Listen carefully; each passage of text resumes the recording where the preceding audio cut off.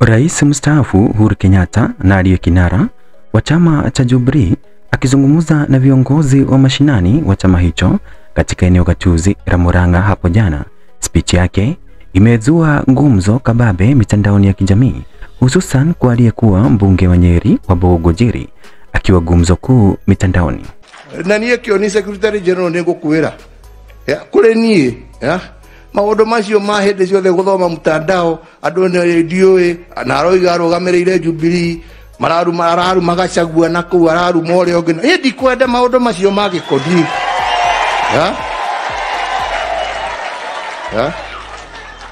na tũiguithanie ithuĩ tũtirĩ kĩama kĩa iru nĩguo o mũtongoria nĩ aheo gĩtĩo gĩake arie ũrĩa arenda nawe ũrũgame nawe warie ciaku mũingĩ ndũgũtua kana nĩ atĩa niĩ macio niĩ ndikwenda bara ici citarĩ kũrĩa irĩ nĩ nonsense ĩnduĩ kana nĩ mwaigua ithuĩ tũtikwenda bara tondũ andũ no nginya macokanĩrĩre makorwo me kĩndũ kĩmwe no nao atongoria mena uhuru wa kũrũgama na kĩama kĩrĩa mekwenda na mathure mũtongoria ũrĩa mekwe.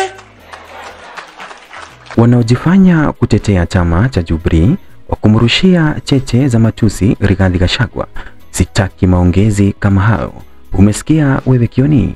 Na atakaye dhubutu kumtusi Rigathi Gachagua tena nitamfurusha kutoka chama cha Jubilee.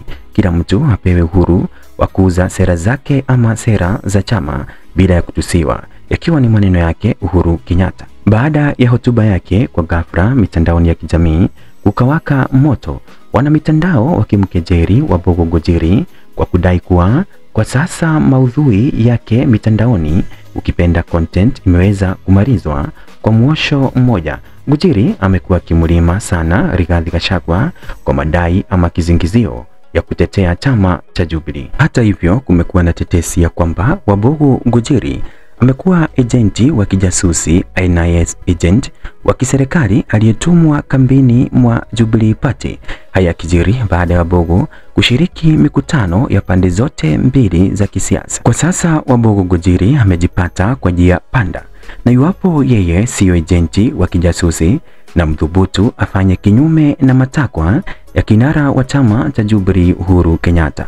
Hata ingawa kupitia mtandao huo wa kijamii Wabũgũ amechapisha na kuapa atazidi kumshuta ama ukipenda kumlima Rigathi Gachagua, na iwapo kwa wakati mmoja Uhuru watafanya handshake na Rigathi Gachagua na waamue kufanya kazi kwa pamoja, basi hatakuwa na budi ila Wabũgũ atajiuzuru kutoka chamani hicho cha Jubilee.